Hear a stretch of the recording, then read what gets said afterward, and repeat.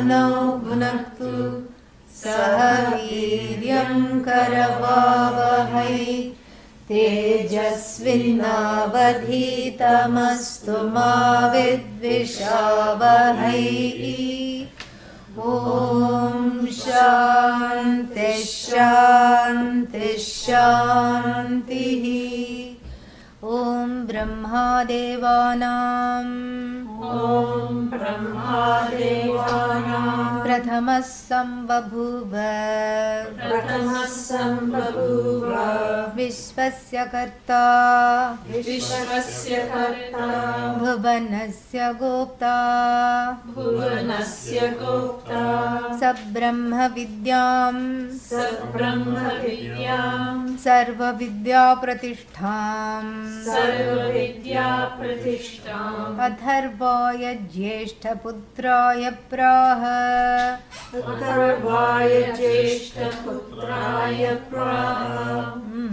So this is here I was saying that there is a difference between a celestial and here Ishvara. Brahmaji here is presented as Ishvara. And it's not, even though one has grown up perhaps in the tradition thinking that there is Brahma, and then who is the next one? Vishnu. And who is the third one? Is Maheshwara or Rudra. And one is and of course the textbook definition is creator, sustainer, destroyer. No. In fact, we cannot even say Ishvara is one. Ishvara is the only thing there is. Only in terms of form and functionality, those distinctions are made with a view to, engaging the minds of the people. That's all. It's one and the same. That Brahma is Vishnu alone. It's not that Brahmaji created the universe and gave it to Lord Vishnu to babysit. This is ridiculous. This is in the realm of human affairs. Somebody who is hired to start a company, starts the company, gives it to you to run and goes away. And then when you want to fold it up, you have to call the people who come with a wrecking ball. Yes, they have Rudra's karma. They are blessed by Rudra. Whatever they touch is destroyed. Then the fellow had a great idea. Why don't I get into the demolition business? It's the only thing in which the person thrives. This is permissible in the realm of human affairs, no doubt. But it is not okay if you're talking of that limitless only thing there is. Because if Bhagavan creates and gives birth to the universe, who is going to babysit? Bhagavan cannot find a babysitter. Why? There's nothing other than Bhagavan. That is why we have to understand that. And so, therefore, it's a one person job. It's the only person's job. The second thing being not there. And, in the Upanishad, in this Upanishad, Brahmaji is invoked as the creator. But then, Vishvasya Karta. Vishva here is the, what is Vishva? The whole Jagat. Vishwa also should bring into mind the waker and the waking world from the Mandukya Upanishad. But it's much more than that. Here Vishwa is not that Vishwa. This Vishwa is not that Vishwa. Will the real Vishwa please stand up? The real Vishwa is here in this context is Vividha Pratyaya Gamyam Vishwam. Vividhaihi Pratyayaihi Gamyate. That which is understood by manifold cognitions is called Vishwa. Vividha Pratyaya Gamya Vishwa. Because what is all these names and forms? If you start counting, first you say flower, then another flower, daffodil, buttercup, cherry blossom, you keep saying and keep seeing. Then the tongue gets tired, correct? And then you take one, what is this, daisy? So you take one daisy and then one petal, Ishvara loves me, Ishvara loves me not. Teenagers do this, except they don't say Ishvara, that's all. So it is whoever they are obsessed with at that time, they will take that name. So you take each petal, and that petal also has a name and a form and everything, correct? And so what is common, in this flower, and then in this flower, and then in the other flower, and then in the pot, and in the thought, what is common? There is something that inheres all these names and forms that doesn't go away, which is invariable. Because in every thought is really composed of two things. The object of thought, which is variable, this flower, variable, gone, then this flower, gone, then this flower, also gone, then absence of flower cognized, gone. That which is gone is here, correct? See? So interesting. And so that which is gone is observed as gone, whose absence still exists, really. It's very interesting. So then, this is what is called the product of a thought. So the product of the cognition keeps varying. So when I look at a flower, I have flower pratiti, flower cognition. And here pratyaya is not grammatical pratyaya, upasarga, it is not suffix and all. Now here, in a way you can say that pratyaya means cognition. So each time I cognize something, there are two components to this cognition. One is the object of cognition that keeps varying, and the invariable subject, which is I. That subject I, which is not subject to variations. So you see, every thought is a product, a mix-up of the variable and the invariable. If I look at it from the standpoint of the thinker, then the thinker is the same, correct? Yeah, even without thought, thinker, the swarupa of the thinker is unchanged. And then if I think of the object of the thought, that keeps changing from flower to, pot to thought, cat, hat, mat, rat. This is all the variable cognitions. The variable cognitions really reveal the invariable. Why? Because without the invariable, because the object of thought comes and goes, if the subject also came and went, then there will be no cognition whatsoever. Can there be a cognition without the subject? Say no quickly, so we can move on. Yeah. So there cannot be a cognition without the cognizer or the subject. So the object comes and goes. And so the word Vishwam here means that which comes and goes, whose reality, whose finite reality is revealed in the word itself, in the derivation of the word itself, as that which is an object, which is a series of objects of multiple cognitions. What is that Vishwam now? The Jagat. The Jagat is nothing but a series of cognitions. See, already the teaching has started. The teacher has not yet been introduced. In introducing the teacher, you have introduced, this is the Upanishad, this is the blessing, this is the teaching. This is the quintessential teaching, really. The vision is already given. That which is recognized through recurrent cognitions, that is the Jagat. So what reality does this Jagat have other than being a series of cognitions? No other reality, that is its reality. No, but it exists. How do you know it exists? Because it is jabbing me on the side. That's why it exists. What is jabbing you on your side? A series of thoughts about those cognitions. That is, the Jagat is not jabbing you on the side. The Jagat itself is a product of varied and many cognitions from that single self-evident, self-reflective, self-aware, conscious being that is you. So the Jagat is nothing but a series of cognitions on part of this sentient conscious being. So the Jagat is dependent upon you in the form of varied and many cognitions. Can you say the same thing otherwise? You are dependent on the Jagat? No. You cannot.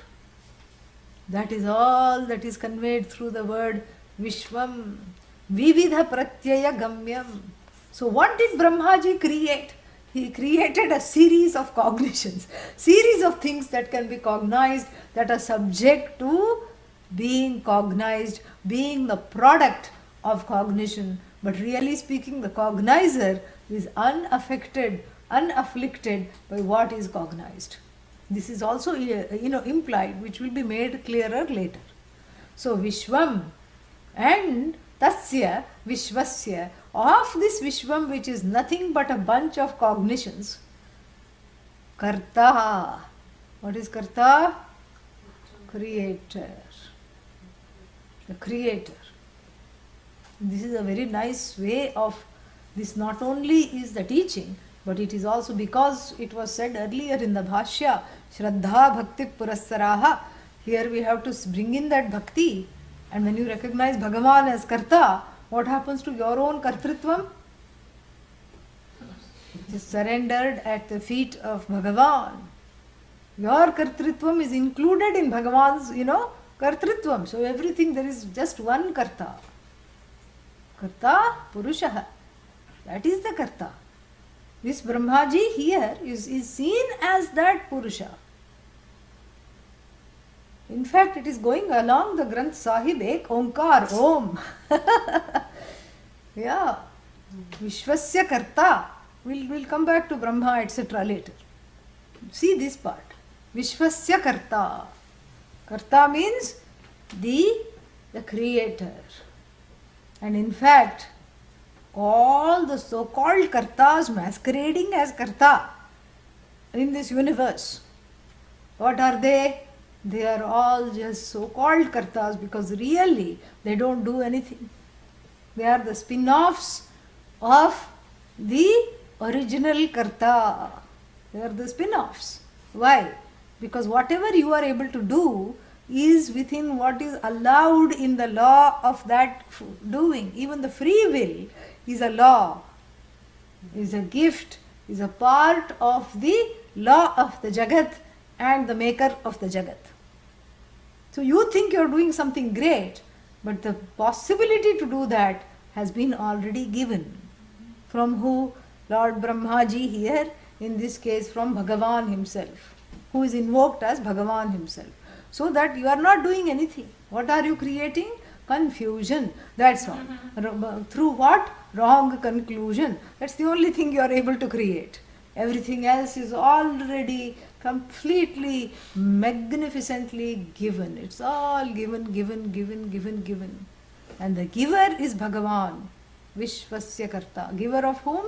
The entire Jagat. Vishwasya Karta. And to show that this is not just an ordinary celestial we are talking about. Bhuvanasya Chaturdasha Bhuvanasya Gopta. Gopta means Palayita. From Gup, to protect. Gopta, Goptru. It uses that trich, agent noun. Because that's the only agent, the sole agent. In the whole Jagat, one agent. So your agency subserves that agent, who is not only the agent of creation, but also the agent of sustaining, and by inference the agent of folding everything up when the time is up. Folding the whole show up. What is this show? Many and varied cognitions. That is the show. Correct? So here is where we get the inkling. So I'm just not going in order, but there is a reason. Here is where we get the inkling that this is not some Yama and some Indra teaching this Upanishad. There also there is a certain Swarasyam in Lord Yama teaching the Upanishad. There is a certain Swarasya. Swarasya means a certain flavor of its own. And what is the flavor there? The flavor there is the paradox of Lord of Death, the minion of death, teaching about death, teaching about immortality. Who else should know better, correct, other than him? And so there is a very interesting irony there. And then also, since he happens to be very humble, which is very interesting and a surprise, his tenure as Lord Yama has made him very, very humble. And he is not, beyond the point of praising his own student to say that you are greater than I am. He tells Nachiketa, you are actually better than I am, you are greater. Nachiketa says, why? And Lord Yama says, I knew that this Yamahood, was a big burden. But still I prayed for it because I had this curiosity and one desire that would never leave me. If only I were a celestial. If only I was some celestial. And so I kept on doing too much punya, if knowing full well that it's a golden shackle. And here I stand before you wearing these golden shackles. He says that. And then he says, you are not like me.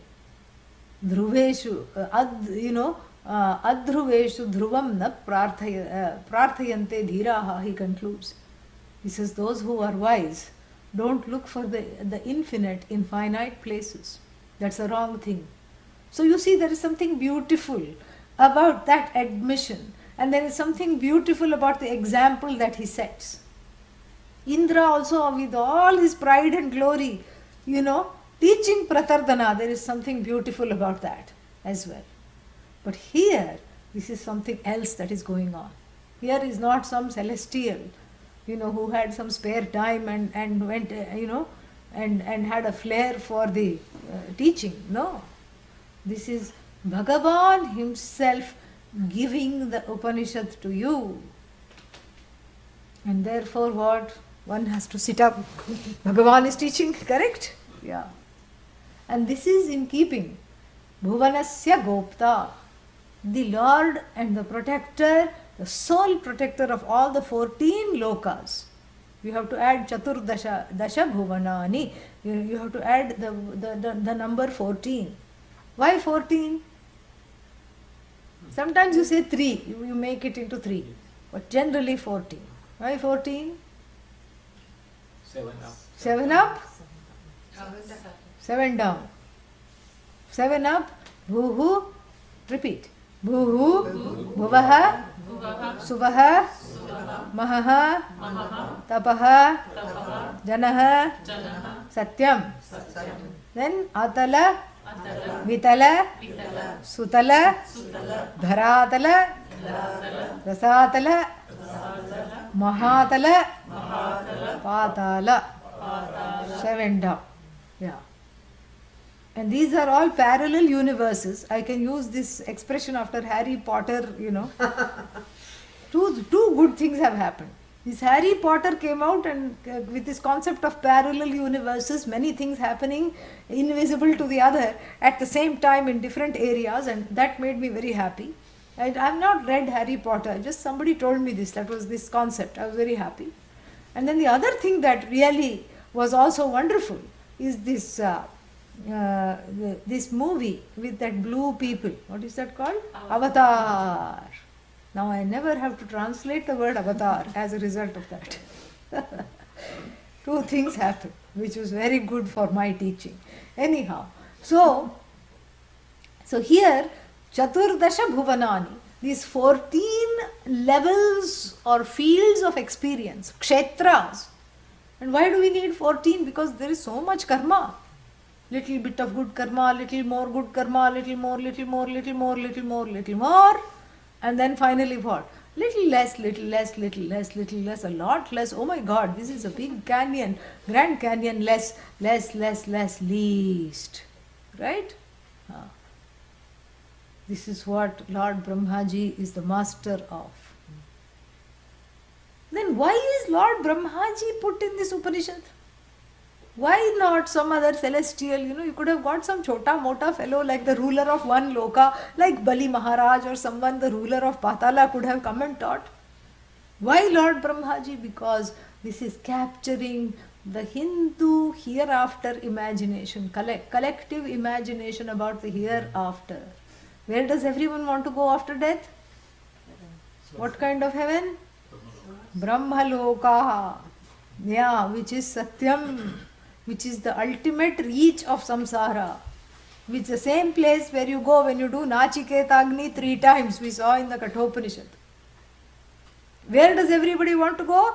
Brahmaloka. When? Right now. And there what happens? You sit on cloud. First you are, wipe off all the glass and everything. You are given Kleenex, Windex, everything, and then you wipe off things. You are doing some seva. And then you sit on a cloud 9, right in front of Lord Brahmaji. And what is he going to teach? This Upanishad. Correct? Where? There, in Brahmaloka. Maybe the air conditioner, thermostat is better. Maybe there is, maybe there are people, your sahapathis, who are sahapathis, your other students, Guru Bhais and Guru Behans, they are better, better looking, better disposition, everything. Maybe the whole ambience is more pleasant because you are on cloud 9, and maybe in accompaniment to the chanting of the Upanishadic mantras, Om Brahma Devanam Prathamas Sambhabhuva Vishwasya Karta Bhuvanasya Gopta. The cupids are playing some harp. Kamadeva is going tring, tring, tring, on the xylophone and the harp. Some accompaniment is there. Maybe the yakshas and the gandharvas are playing Rudra Veena, a celestial kind of Veena. And so maybe the teaching is made more pleasant, Yeah. Brahmaji must have handed out a survey. What will make your learning experience very pleasant?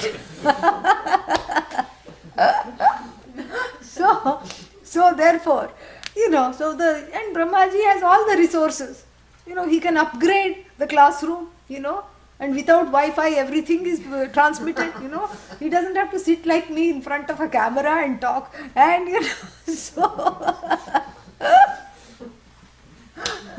So there are advantages.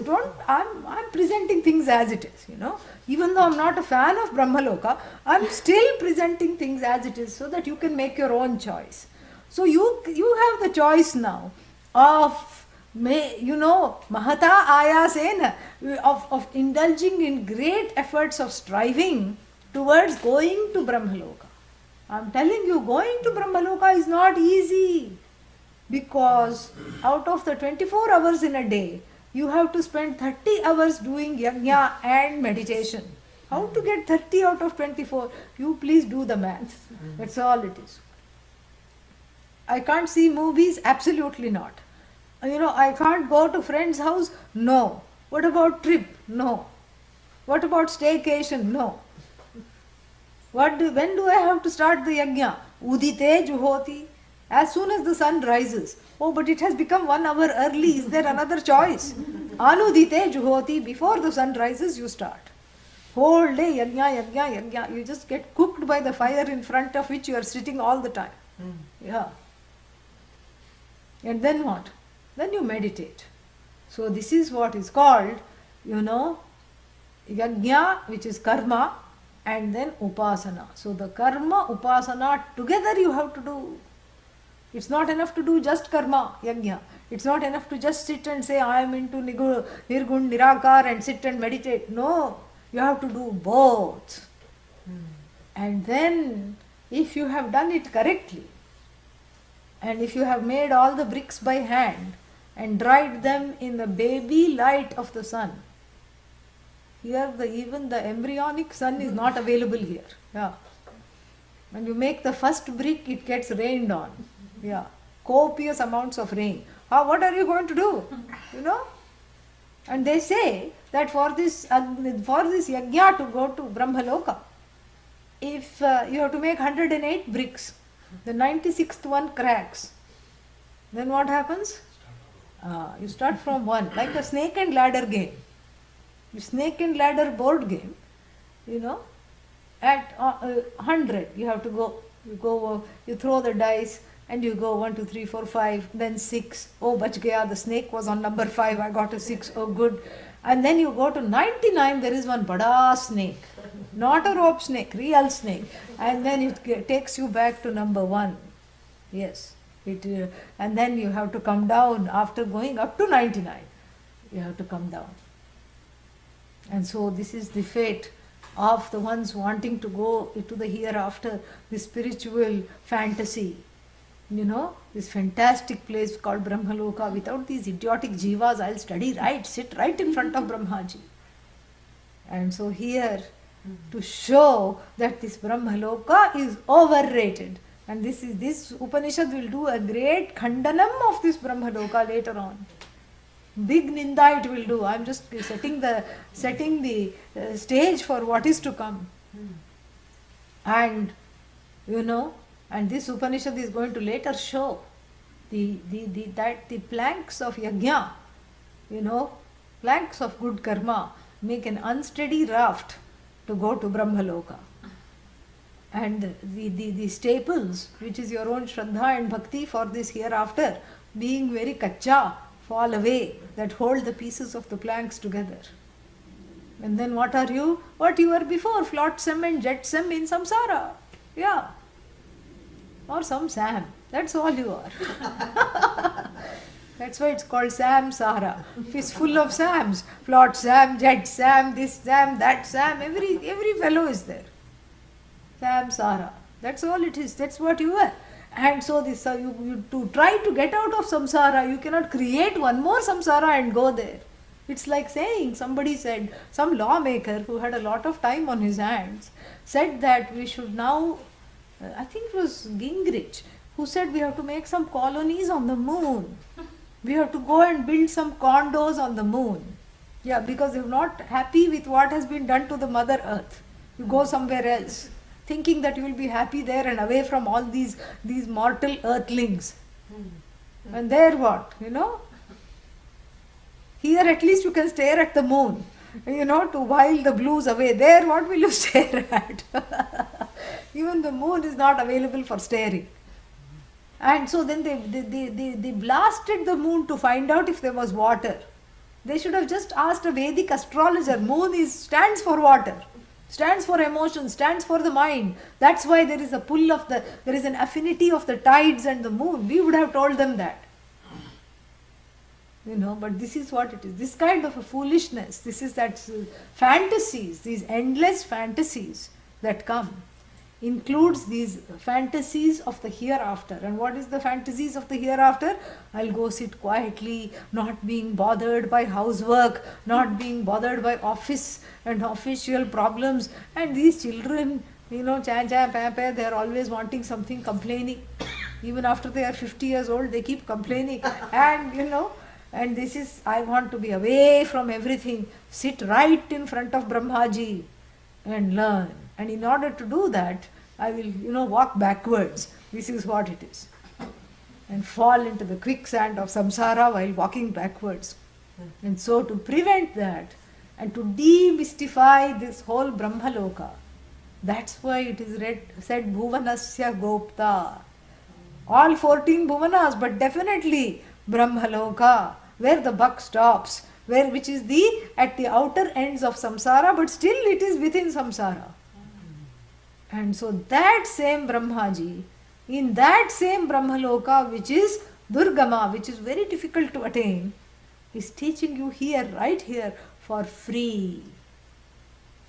This is the idea, Bhuvanasya Gopta. In addition to showing that Bhagavan is, that Brahmaji is nothing but Bhagavan, not some ordinary celestial. And that is why it is said, Devanam Prathamaha. So all these other celestials came afterwards at his behest. He was the first one to manifest. Prathamaha. Devanam Prathamaha. And Gunaihi Prathamaha, Kramaihi Prathamaha cha, Kramena Prathamaha and Gunaihi Prathamaha. So in two ways Prathama. Prathama means what? First, foremost. By order Prathama. Because all the other celestials were appointed to various functions later on by Brahmaji himself. So he is the CEO of the Jagat. Correct? And the other officers and supervisors and everybody was appointed later. He floated the company. He is the protector of the company. And then what? This is a multi-million, multi-billion, multi-trillion, multi-quadrillion, multi-gazillion, company. And whose all names and forms are just objects of cognition of the cognizer. And then what? Then Prathamaha means the first and foremost. And then the other word that should make us sit up is Sambabhuva. Yeah. Babhuva is the lit form. Means remote past. Parokshe means in the sense of a long time ago came into being or assumed a form. Assumed a form. That's Satchidananda. Sadeva Somya Idamagre Asit. Let's bring in the Chandogya Upanishad for contrast, which says that before all this became manifest, Sat alone was in the form of Satchidananda, Satyam Jnanam Anantam Brahma. And now what is there is Sat alone plus all these names and forms and plus Brahmaji in the form of the caretaker of the names and forms, in the form of the creator of the names and forms, and finally in the form of the resolver of the names and forms as well. So therefore what? So therefore Prathamaha, foremost, and then so first Babhuva. Babhuva means a long time ago assumed a form. And how Babhuva? Samyak Babhuva. Sam, the prefix sam has many senses. One sense, well done. Yeah. How do you say well done in Sanskrit? Samskritam. Very good. Samskritam, well done. And so that is the name of the language as well. So Samskritam, very well done. And so like this, Sambabhuva, well manifested. That is one meaning. And what do you mean by well manifested? Because all other manifestations have flaws, are inherently flawed. Why are they flawed? For two reasons. One is because they are finite, they are flawed. Everything is flawed. Flower is, and then flower gone, flower was. And so like this, everything is flawed because it is finite. Sambabhuva, infinite. That is one meaning. Sam. And the other meaning, which is very interesting, is that everything else is born. Why is it born? Why are jivas born? Because of ignorance. But really speaking, why are they born? What is the reason for the next birth? Karma. Immediate reason. Yeah. Ignorance, ultimate reason. Yes. So, because of karma, one is born. Correct? For the Lord to take birth, what karma is there? No karma, no karma. Correct? No karma. Because if the Lord is, being born, what karma? There is no karma, there cannot be karma. And therefore, the concept of avatara means still karma is involved. But whose karma? The karma of the jivas. So if there is an avatara, the karma of the jivas say, Trahimam, Pahimam, save me, help me. Are you even there? How can you watch this injustice? Look at how far from dharma we have come. Help. Show yourself. Help us. So when enough number of people sit together and pray like this, with that urgency, with so much shraddha and bhakti, that result of the prayer, karma is an action. Action has result. So the result of the prayer gives rise to a magical body that is not subject to karma, that is not subject to birth and death in the natural way of the world. That is how it's called immaculate birth. We have this even in Christianity. It's not maculate, it's immaculate. That's why there's always some kind of a mystery surrounding the birth of Jesus, Krishna, etc. And Krishna also doesn't cry, and all the whole doors which are locked open up, and he is transferred in this big spate of a flood. He is transferred to another village incognito, and that other baby is exchanged. like this, so all these things are there. So the body of Lord Krishna, Lord Rama, is just the fruit of our own karma, or those of our ancestors rather, who prayed for Bhagavan to come. So Bhagavan's body is Swayam Babhuva. So some here, some Babhuva, Swayam Babhuva. It is not dependent, Swatantriyena Babhuva. So it is on its own, it was incarnated. From his own, Swamayaya Babhuva, Swayam Babhuva, Sambabhuva. So from the Maya Shakti, whose Maya Shakti? His own Maya Shakti, the Lord created all the forms plus a form for himself. So therefore, Prathamaha, Devanam Prathamaha. And Devanam means all the celestials, and also if you take it Vedantically, Deva means Dyotanavatam, the ones who are shining. Who is that self-shining? Yeah. Self-shining means of all the shiny celestials, he shines the most.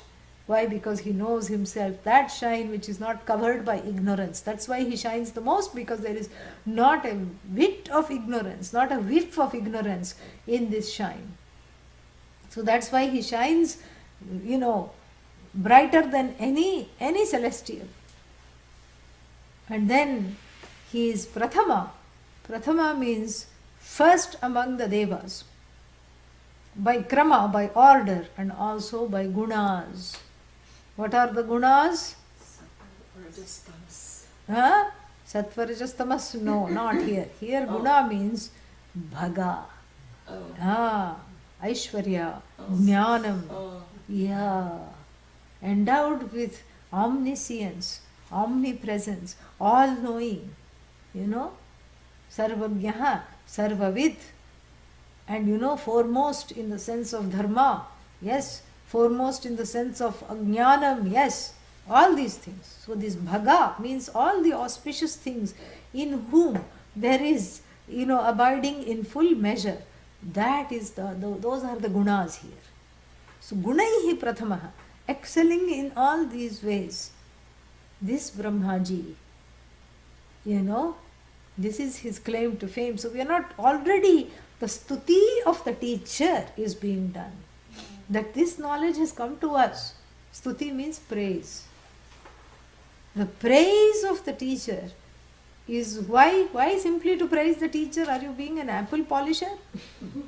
You have to be good to the teacher and the teacher will be good to you? No. Why praise Brahmaji? Otherwise he'll do bad things? No. The praise of the teacher is really the praise of what is taught, because the teacher is non-separate from what is taught. The praise of the teacher is the praise of the vidya. Vidyam stauti. Yeah. Stuti, stauti. Well, the verbs stu, nu, ru take vriddhi. So it becomes stau, stauti. Second conjugation. This is the problem. Yeah. And so, anyhow, so here is Vidyam stauti means the Upanishad here in the form of a Sutradharini. Who is Sutradharini? The narrator. She is playing the role of the narrator here. And as the narrator, she is, fanning the flames of, all kinds of good things. Fanning exaggerating as it were, the qualities of the teacher. Why? So that what is taught is heard properly, with the reverence, with the awe that it deserves. And besides, you cannot exaggerate that which is the infinite. How can you exaggerate about Bhagavan's qualities?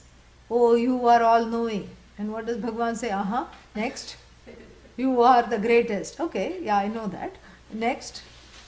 You are the whole. All right. You are better than the best. Okay. Oh, that was a good one. And you are bigger than the biggest. Okay.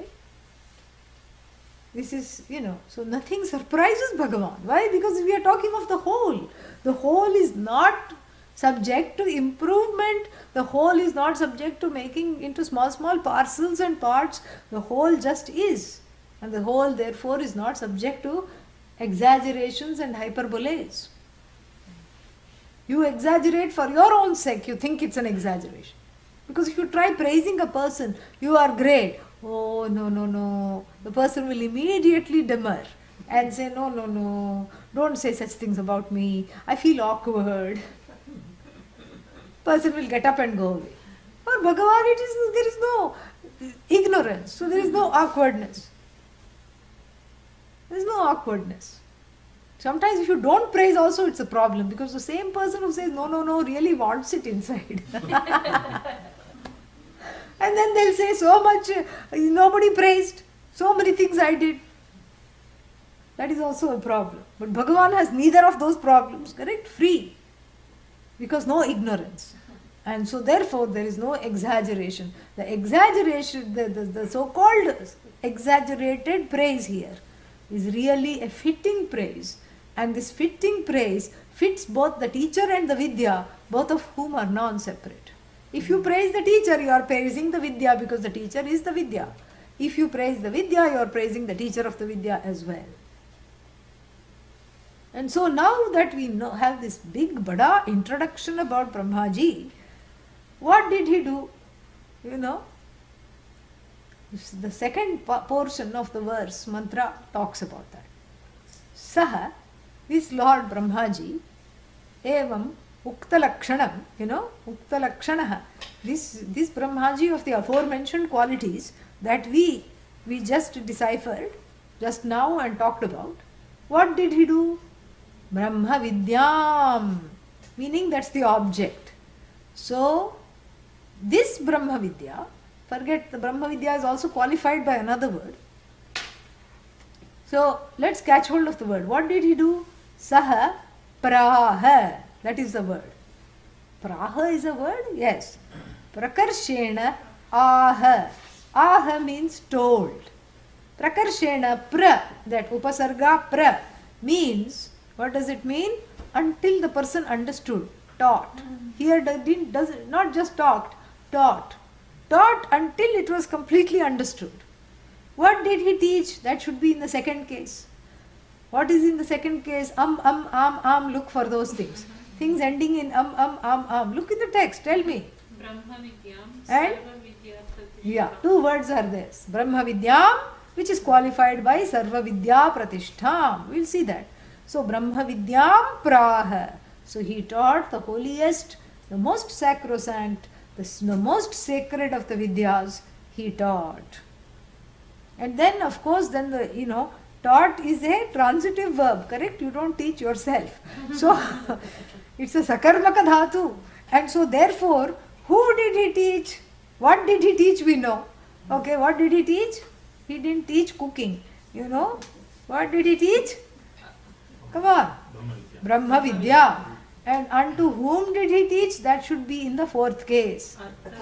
Atharvaya. And is qualified by another aya. What is that? Jyeshtha Putraya. Both in Samanadhikaranyam in fourth case. Atharvaya Jyeshtha Putraya Praha. See how easy Sanskrit is. Yeah. So, unto Atharva, he taught Brahma Vidya. Who is this Atharva? Because who is this Atharva? Jyeshtha Putra. Putra means son. Jyeshtha means Jyayas, Jyeshtha. Is that superlative? Superlative, correct. Of Eldest. He taught the eldest son, whose name happens to be Atharva, and who is credited with this Upanishad, Atharva Veda, correct? Yeah, so therefore that is doubly creditable because he received it directly from the Lord. And Jyeshtha Putraya, the first son, the first born he taught, the first begotten child he taught. And here, we have to see a few things. Brahma Vidyam Praha. He taught Brahma Vidya. We have seen what Brahma Vidya is. That which, takes the Sam out of samsara. This jiva called Sam. Correct? Which Sam? Not Sam, Jet Sam. So, the one who, and all that is left is Sara, the essence of everything.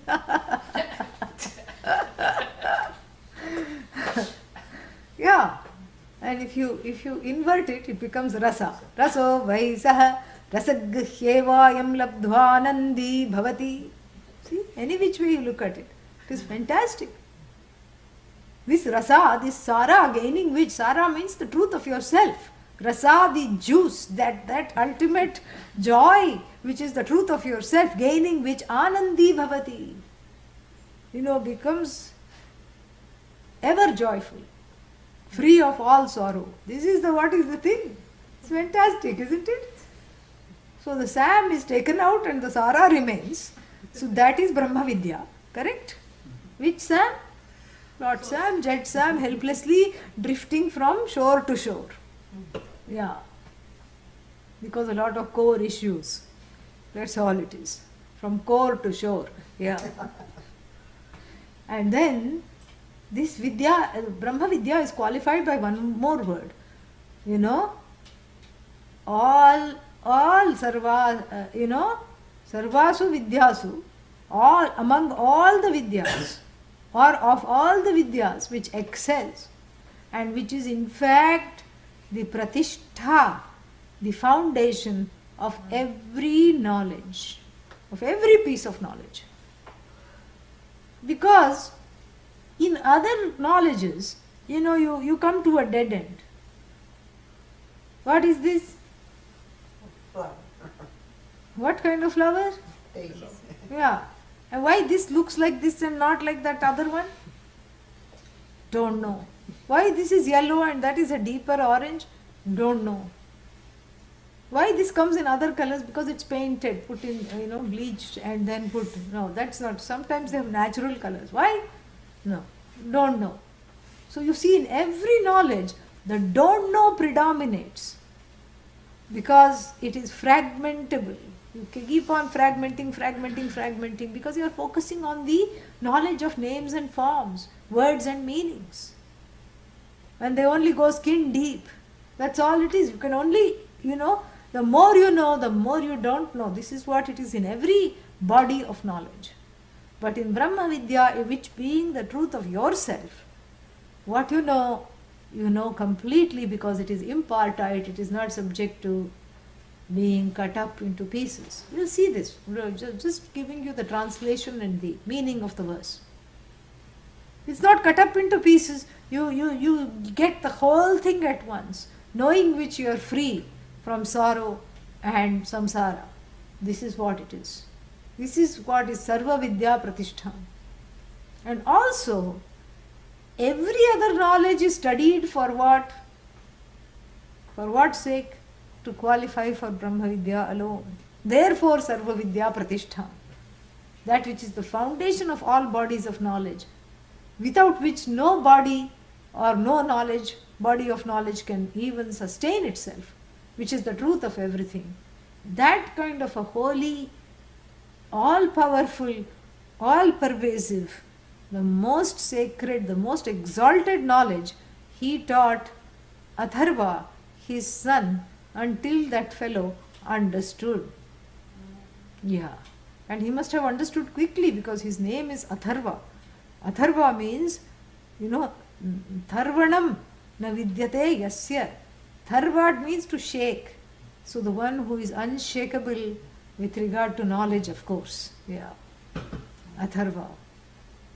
So have we covered the whole verse? Om Brahma Devanam Prathamas Sambhabhuva Vishvasya Karta Bhuvanasya Gopta Sabrahma Vidyam Sarva Vidya Pratishtham Atharva Yajyeshtha Putra Yapraha. All the words are covered. You know what it means. Let us go to Bhashya.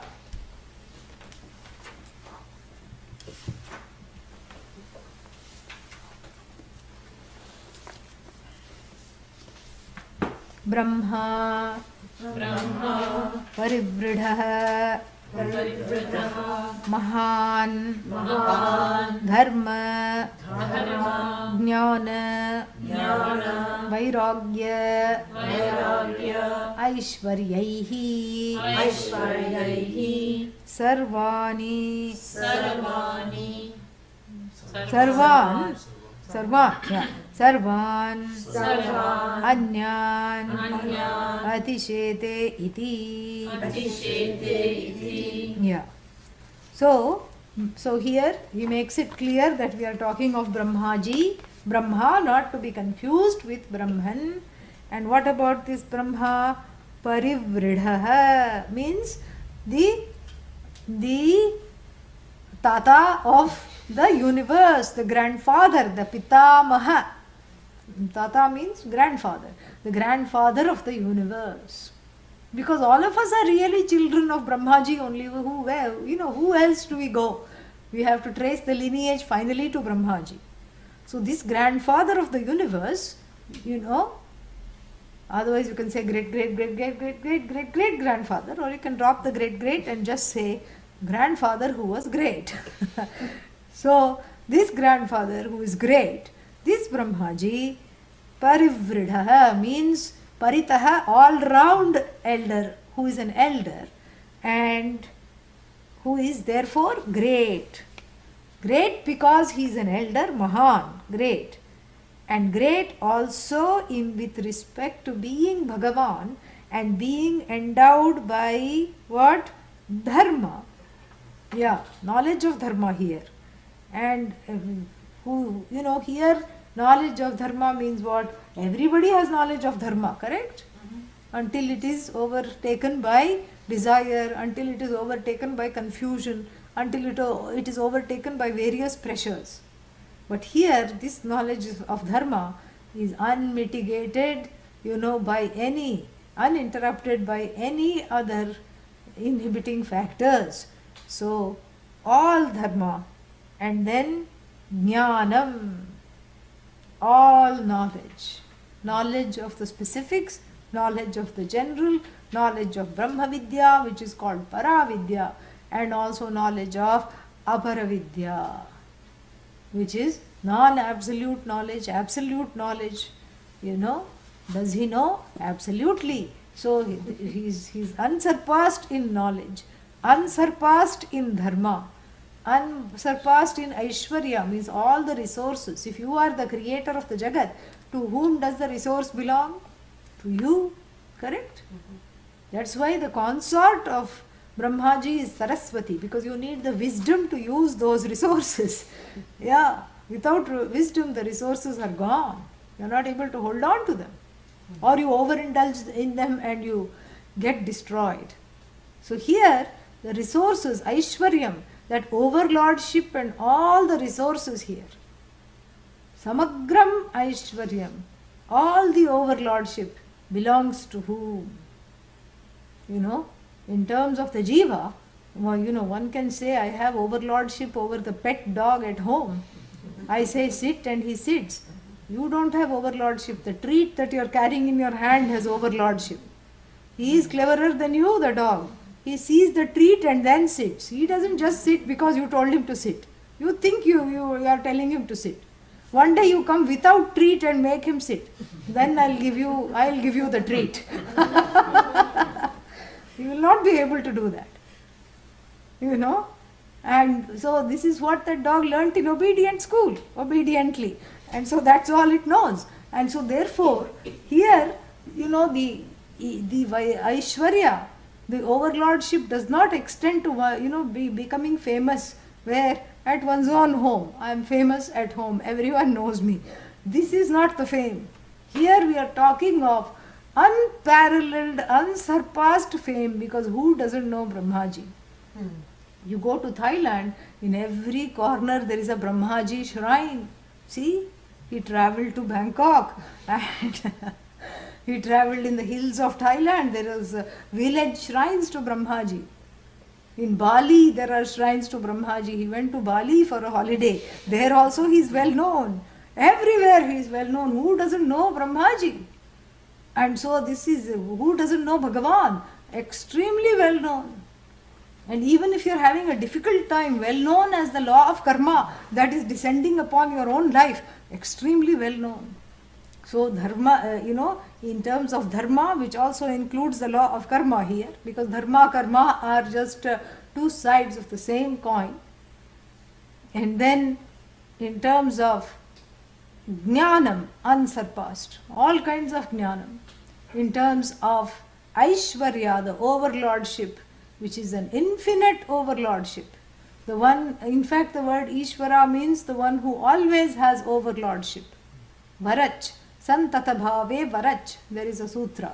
Varach means the suffix cha goes away and then vara remains. So that you add to the term Isha. Ish plus vara, Ishvara. Bhas, to shine, plus vara, bhasvara, that which always shines. What? The sun, except in Eugene. In other places it always shines. Bhasvara, something that is always fit for destruction. Nash plus vara, nashvara.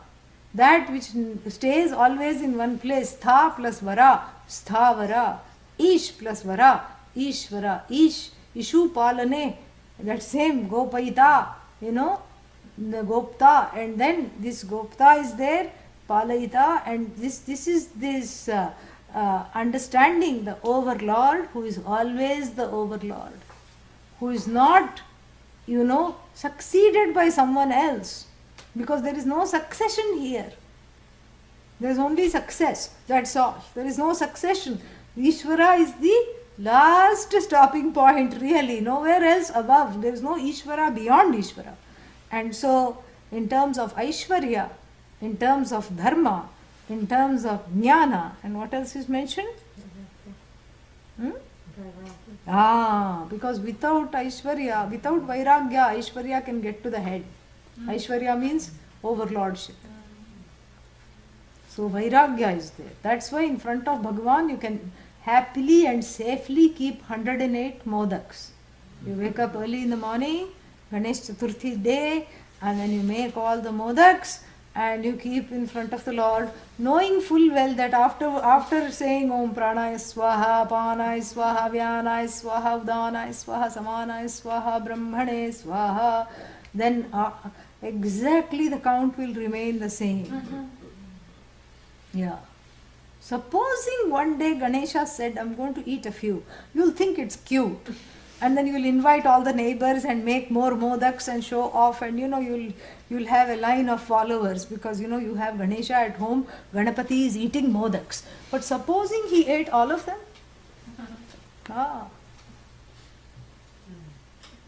And he just burped when your friends came, Then you say, okay, I'll just make 5. Consider 5, into 108. Make it, do the math. You who is infinite, do this. Or you will say, Modakarthe, Akshatan, Samarpayami. We are very good at substitutes. Yeah. Oh Lord, I don't have clothes to give you. Vastrartham Akshatan, Samarpayami.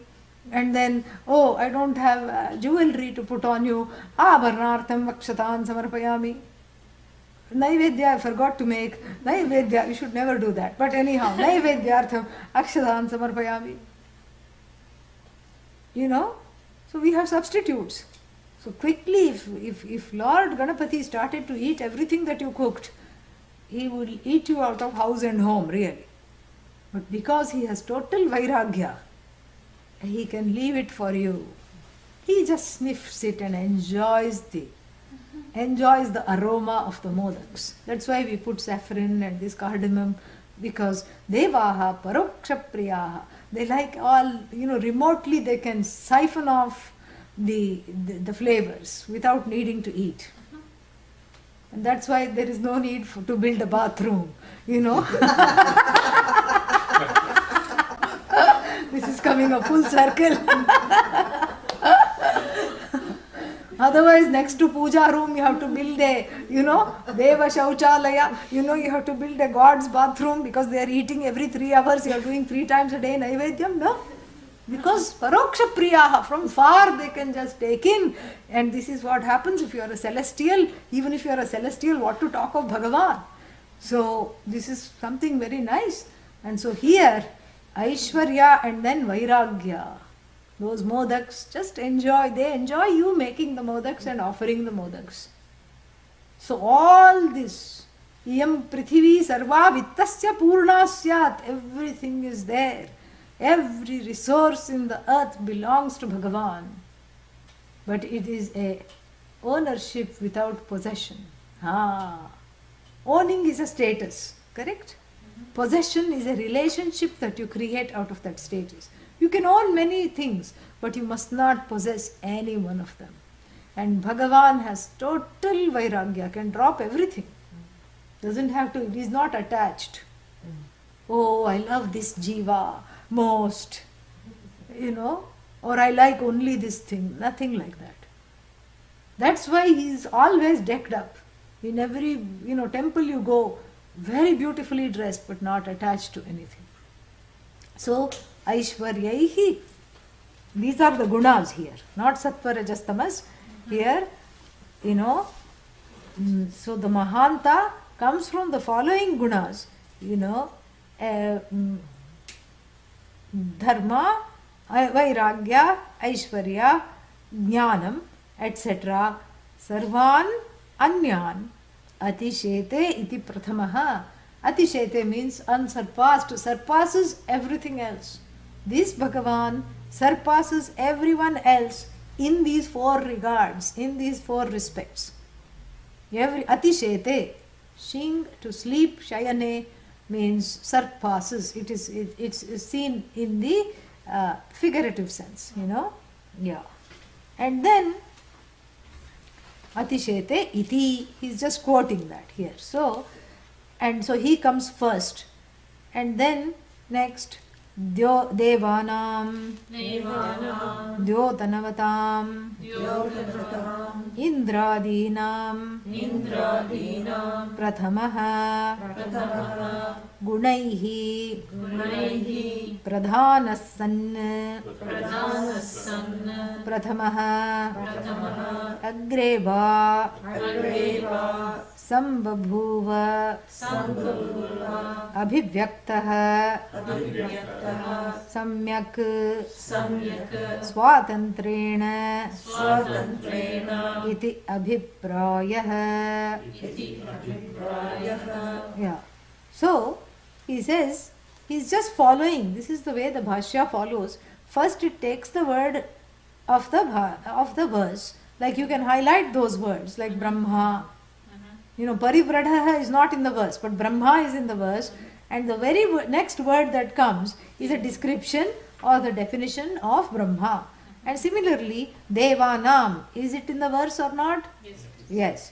And then he explains that by Dyotanavatam, of all the shining celestials. Yeah. Dyotanavatam. And of all the shining celestials, and he gives an example like Indra, etc., who are what? Finite, who are what? Appointed by the CEO of the Jagat, who are basically small compared to this one. They are also celestials, but this one is celestial without needing a place to stay. Those are all confined to their various abodes. Yama in Yamaloka, and this one, even though we say Brahmaji presides over Indraloka, this here Brahmaji is not presented as a celestial. This is what gives us the clues. Brahmaji is presented as the Lord of the universe, who is all pervasive and exceeds all these celestials. Dyotanavatam Prathamaha, excels them, and by his shine. And I told you, what is this shine? The shine of self-knowledge uninhibited by doubt, vagueness of error. The shine of enlightenment. This is the shine, if we can use such a word. Here we can get away with it in this regard. So, this shine of self-knowledge, which is the biggest shine of all, is the one that is, Prathamaha. And, and then he also says that Gunaihi Pradhanah San, meaning having all the gunas, the first among all the gunas, and we have seen the gunas earlier. What are the gunas? List. Dharma, Aishwarya, yeah, Jnana and Vairagya. These are the gunas. Excelling in these gunas, first among all the qualities, plus you can take other things also, Shri, He, etc. you can take. And then Agreva Sambhabhuva. So Agre means Prathamaha also in terms of the krama, the order of manifestation. First he comes and then the universe comes. Correct? Because the universe doesn't come without Bhagavan there. So Bhagavan is there, and so by order Prathama, and by what? Gunas also Prathama. And then Sambhabhuva we will see Saturday next. Alright? Yeah. Because time is going now. This is a good stopping point. So we know that. And Sambhabhuva we have already seen unofficially. Officially we will see it next time. Om Purnamadav Purnamidam Purnat Purnamudachyate Purnasya Purnamadaya Purnamevavashishyate. Om Shanti Shanti Shanti. Hari Om Shri Gurubhyo Namaha. Hari Om. Yeah. Any questions?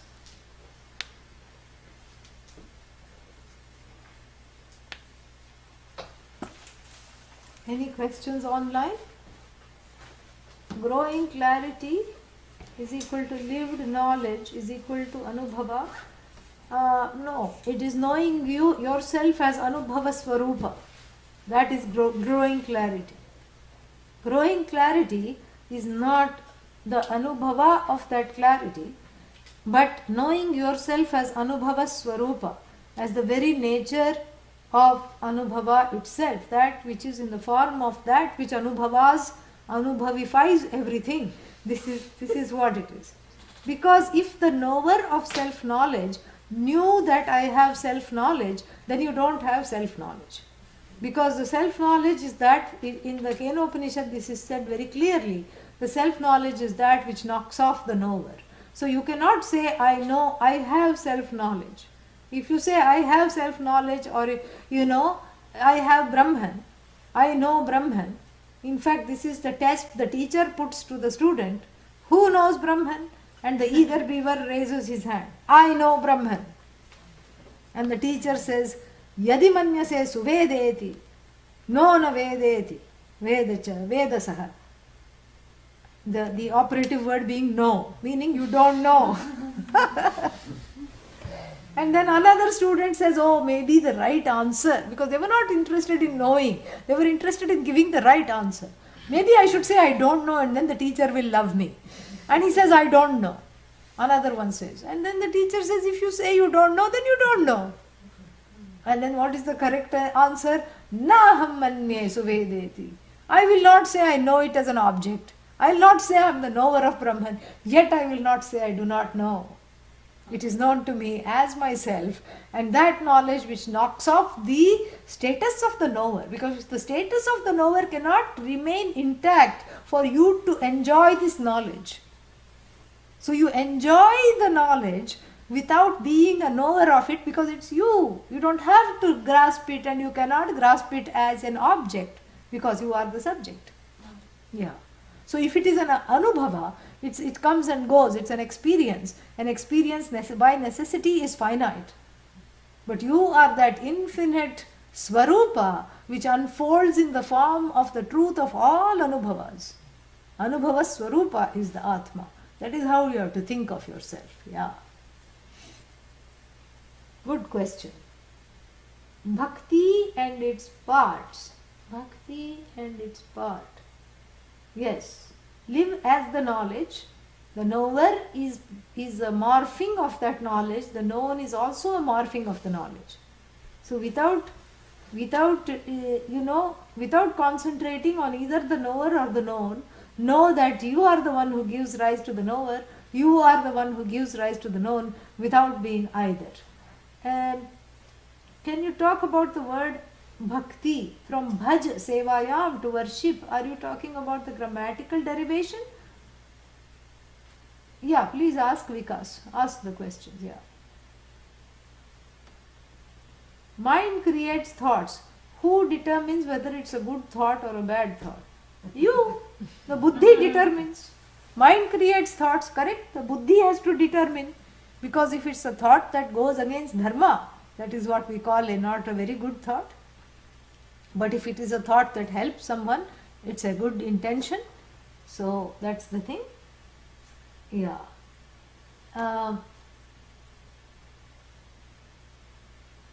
Yeah, see you later. Oh. So that is from bhaj, sevayam to worship. Yeah. Bhaj to worship, bhakti. Plus ktin, feminine noun.